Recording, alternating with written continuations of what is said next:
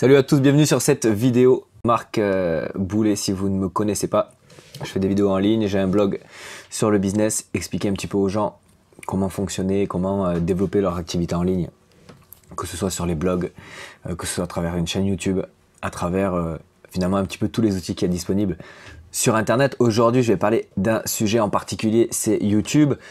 Pourquoi tout simplement utiliser YouTube comme une plateforme de référencement en plus de son blog ou de son site internet?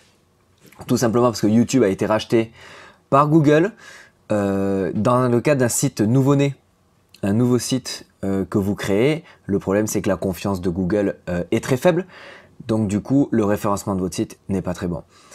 Ça, c'est le point numéro 1. Si vous faites des vidéos YouTube, cela permettra à Google d'aller piocher chez YouTube une vidéo qui sera en lien direct avec votre site internet, parce qu'on peut lier une chaîne YouTube avec un site internet en particulier, ce qui vous permet finalement d'améliorer votre SEO et votre référencement et d'apparaître beaucoup plus facilement sur les moteurs de recherche. Donc ça, c'est une chose. Une deuxième chose, pourquoi utiliser YouTube pour développer son image, développer sa marque, etc. C'est que tout simplement, les gens aiment de plus en plus regarder les vidéos. Beaucoup plus que de lire un article. Aujourd'hui, on va plutôt regarder une vidéo. C'est pour ça que vous regardez beaucoup sur les réseaux sociaux, par exemple, dans un premier temps. Vous allez avoir des vidéos, donc des vidéos défilées, et avec beaucoup de texte écrit sur la vidéo. Et finalement, c'est pas plus qu'une personne qui a écrit un article, je sais pas moi, de 200 mots, et pour habiller son article, il va tout simplement en faire une vidéo en écrivant plus ou moins les mêmes mots-clés qu'il aurait écrit dans son article. Donc ça, c'est vraiment tendance. Ça permet aux gens, par exemple, cette vidéo est liée à un article que j'ai fait sur le développement de l'image à travers YouTube. Donc tout simplement, vous avez la possibilité soit de regarder la vidéo, qui vous donneront des éléments essentiels sur ce sujet-là, ou sinon, vous avez la possibilité de tout simplement lire l'article.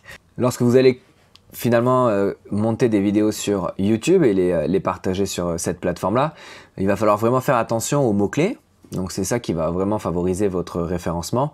Et c'est là où Google va venir piocher ces éléments sur YouTube pour le faire apparaître ou non en fonction d'une recherche. Donc les mots-clés, c'est aussi simple que dans un article de blog, le titre, etc. Dans son contenu, de mettre des mots en cohésion directe avec ce que les gens ont tendance à rechercher. Donc je parle de ça dans un autre article et dans une autre vidéo où on parle de référencement et de mots-clés, par exemple avec le logiciel SEMrush qui va en fait tout simplement vous lister les recherches exactes par mots-clés des utilisateurs en fonction de telle ou telle thématique. Des mots-clés qu'il va falloir mettre dans le titre de la vidéo, il va falloir les mettre dans le contenu de la description, il va falloir les mettre dans le tag de la vidéo, le nom de la vidéo au moment de l'uploader sur le site YouTube, c'est-à-dire que quand vous l'avez sur votre bureau ou sur votre ordinateur par exemple, qu'elle vient d'être montée, quand vous l'enregistrez, vous allez aller tout simplement aller dans les paramètres de la vidéo, changer le titre, bien mettre un titre avec les mots-clés comme vous le souhaitez, ce dont on parle à l'instant.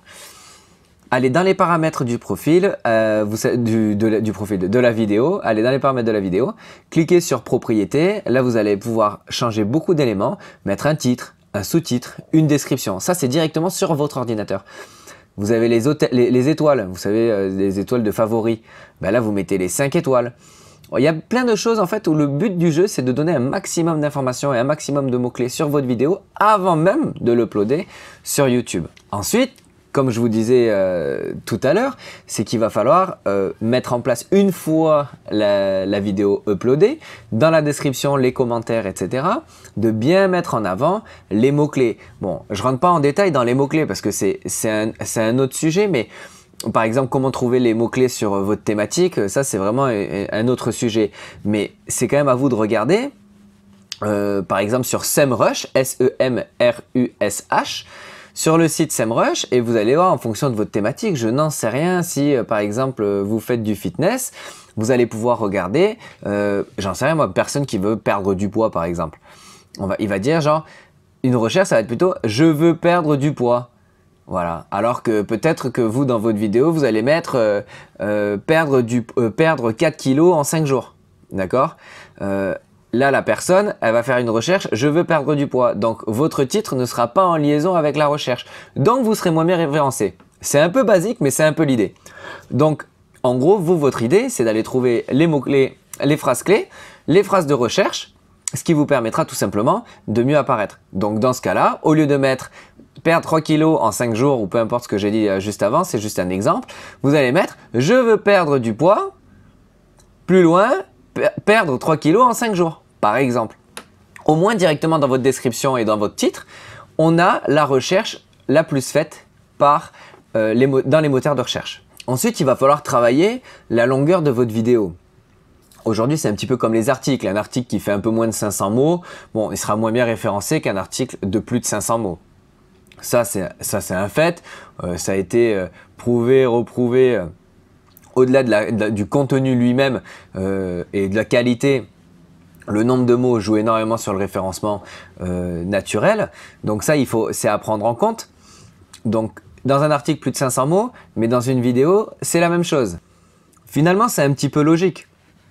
Parce que le but du jeu, c'est de donner de la valeur ajoutée aux gens. Donc, si vous faites une vidéo de moins d'une minute, bon, alors sur les réseaux sociaux tels que Facebook, etc., il y aura plus de chances qu'elle soit regardée jusqu'à la fin. Mais sur YouTube, les gens, ils viennent s'instruire un petit peu. Si vous êtes sur cette vidéo et vous êtes déjà arrivé à ce niveau-là de la vidéo, c'est que vous avez envie d'apprendre des choses.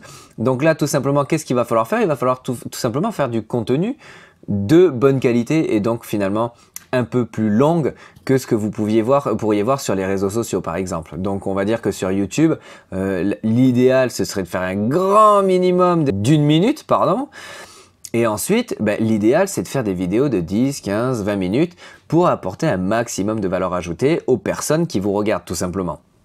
Donc ça c'est une chose. Ensuite, donc on est d'accord, hein, les mots-clés, description, commentaires, etc. Que ce soit sur votre bureau que pendant le moment où vous uploadez. Et maintenant, vous allez essayer de comprendre comment ça se passe pour le référencement de votre vidéo YouTube. Donc, votre vidéo YouTube, elle va être référencée comment? Dans YouTube. Donc, comment elle va apparaître le mieux dans YouTube. Dans un premier temps, il va y avoir le nombre de commentaires. Donc, plus il y a de commentaires, plus elle sera vue.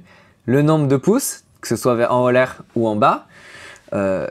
Donc, en gros, c'est un petit peu comme sur Facebook finalement. Donc plus il y en a, mieux ce sera pour le référencement de votre vidéo. Et ensuite, il y a le temps que les internautes vont passer sur votre vidéo. Tout simplement. Donc plus les gens y regardent, plus il y aura tendance, jusqu'à la fin, plus vous aurez tendance à être bien référencé sur votre vidéo. Le nombre de fois où votre vidéo est intégrée sur un site, parce que je ne sais pas si vous le savez, mais sur votre blog, bon, j'en ai déjà parlé dans d'autres vidéos, mais on ne sait jamais, sur votre blog, vous pouvez uploader des vidéos de YouTube, donc les faire apparaître sur votre blog. Si votre vidéo est uploadée sur plein de sites web ou de blog, du coup, votre vidéo est forcément plus référencée. Ensuite, on va parler d'un autre point important, c'est les playlists. Donc les playlists, en fait, c'est tout simplement quoi? C'est comme quand vous faites une playlist de musique, vous allez mettre la musique pop et la musique électro dans deux dossiers différents, deux playlists. Et là, ça va être la même chose. J'en sais rien, par exemple, prenez un exemple sur ma chaîne YouTube, je vous laisserai regarder après la vidéo. J'ai des playlists pour Airbnb, la location courte durée, j'ai la playlist pour le blogging, j'ai la playlist pour le business en ligne, j'ai la playlist pour ci, pour ça. En fait, c'est des thématiques, tout simplement. Donc vous triez vos vidéos dans une thématique. Ce qui est hyper important parce qu'une personne par exemple qui n'est intéressée que par le blogging, on va tout simplement regarder la playlist blogging, ce qui est beaucoup plus simple pour vous et pour surtout YouTube, ça va lui permettre finalement de mieux comprendre ce que vous proposez pour pouvoir ensuite le proposer à des personnes ciblées en fonction de leur recherche à elles. Il va falloir optimiser les miniatures. Les miniatures, c'est tout simplement la petite photo que vous voyez apparaître lorsque vous voyez une vidéo YouTube. En fait, il faut qu'elle soit attractive. Donc, il faut qu'on comprenne le message. Il faut qu'elle soit pas spécialement humoristique, mais qu'elle soit marquante avec des belles couleurs, des belles photos mises en avant et surtout un message clair. tout simplement. En gros, si je vois la photo, je peux comprendre directement le thème de la vidéo. Donc ça, c'est déjà une bonne chose. Donc la miniature, c'est vraiment important de la travailler. Alors, il n'y a pas besoin de s'y connaître spécialement en Photoshop ou quoi que ce soit. Vous pouvez utiliser des logiciels comme Paint, comme vous avez sur n'importe quel ordinateur, pour faire un petit peu de montage, rajouter des titres de couleurs, enfin des trucs un petit peu flashy qui nous interpelle finalement. Donc pas besoin de faire des montages photos à n'en plus pouvoir, d'accord? On reste simple. Ensuite, il y a un point qui est hyper important. Je pense qu'il est assez négligé finalement. Même moi, qui vous dit comment faire, je le néglige un petit peu et pourtant c'est pas une bonne idée. Donc je vais m'y mettre petit à petit de plus en plus. C'est de rendre la vidéo dynamique, interactive. C'est-à-dire en gros, vous avez la possibilité dans YouTube de mettre comment on appelle ça? Des annotations. Des annotations, c'est tout simplement, vous savez, de temps en temps, on va parler d'un sujet. Et là, juste au-dessus, on va voir une petite bande qui apparaît et qui dit vous voulez plus d'informations sur tel ou tel sujet. Et là, vous cliquez dessus et là, on vous fait apparaître une playlist de vidéos en corrélation avec justement le thème dont on vient de parler. Dans YouTube, sur chaque vidéo, vous avez la possibilité d'ajouter des sous-titres. Les sous-titres, c'est bien pour deux raisons. De deux, on va déjà commencer par la première. La première raison, c'est que les personnes peuvent regarder votre vidéo sans mettre le son. Alors ça, c'est vachement bien parce que, et on va pas se voiler la face, il y en a un paquet qui regardent des vidéos YouTube au travail et qui peuvent pas mettre le son. Donc, ou quand on est dans les transports en commun et qu'on n'a pas d'oreillettes, etc. On peut regarder des vidéos sans son. Ça, c'est absolument génial. Donc, le but du jeu, c'est de mettre maximum de sous-titres dans ces vidéos. Ça, c'est l'étape numéro 1. De deux, et pas des moindres, c'est le référencement Google. YouTube va venir pêcher ces mots dans les sous-titres, en faire des phrases, en créer un contenu et ensuite pouvoir sélectionner cette vidéo ou non dans ses réponses et ses résultats de recherche. Important de comprendre que YouTube ne comprend pas, n'arrive pas à percevoir encore ce que vous dites. C'est-à-dire, il ne peut pas comprendre, il ne peut pas analyser dans une vidéo le contenu de la vidéo, sauf s'il y a des sous-titres. Donc là, maintenant, vous comprenez tout l'intérêt de mettre des sous-titres dans chacune de vos vidéos. Ensuite, il va falloir répondre aux commentaires. Donc répondre aux commentaires, c'est tout simple, hein, c'est vous faites une vidéo, quelqu'un pose une question, vous répondez. Le plus vite ce sera, mieux ce sera. Ça met une interaction dans votre vidéo, les gens sont intéressés, vous y répondez, les gens sont contents de votre réponse ou non, on débat, on se pose des questions, on s'aide, on anime un petit peu le sujet. Et plus il y aura de commentaires, bien encore comme je disais tout à l'heure, plus vous aurez de référencement. Donc ça, c'est toujours aussi intéressant. Maintenant, parlons de la page. Donc la page de présentation de votre chaîne. Donc tout simplement, c'est l'accueil de votre chaîne. Ça, c'est important de mettre une belle photo en liaison avec votre thématique, une belle photo de couverture qui rappelle un petit peu l'environnement et puis l'ambiance dans votre thématique. Ou un message particulier à faire passer dans cette bannière.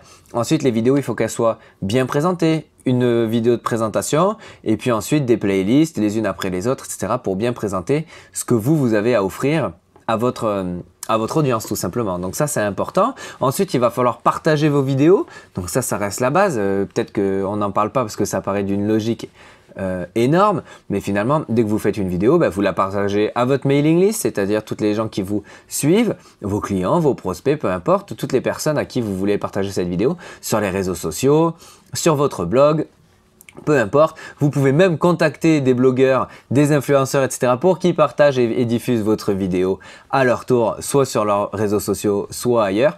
Peu importe, le but c'est qu'elle soit vue. Donc c'est là où c'est dans votre intérêt de la partager un maximum, tout simplement. C'est plein de petits points à mettre en place, à utiliser pour vraiment faire passer son image à un autre level, quoi, à un autre niveau. C'est pas compliqué.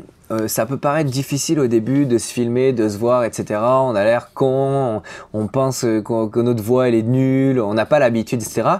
Et vous allez voir finalement au bout d'un moment ça devient naturel, on n'en a rien à faire, on parle devant une caméra et basta. Le plus important c'est la finalité. La finalité c'est d'améliorer son image, d'être mieux reconnu, d'être plus apprécié et surtout d'être le plus clair possible sur le message à diffuser. Et par-dessus tout, je conclurai sur le fait que le but ultime, c'est d'apporter de la valeur ajoutée. Donc merci d'avoir regardé cette vidéo. Je vous engage dès maintenant à regarder l'article. Si vous voulez plus de détails et un petit peu revenir sur les points qu'on a traités, ils sont, vous trouverez ça sur la description juste en bas. Et bien évidemment, merci de vous abonner. Ça va apparaître quelque part sur la chaîne YouTube pour suivre les prochaines vidéos. Et au plaisir de vous retrouver très vite ici ou sur le blog. Peu importe, je vous souhaite tout le succès que vous méritez. À plus tard. Bye bye.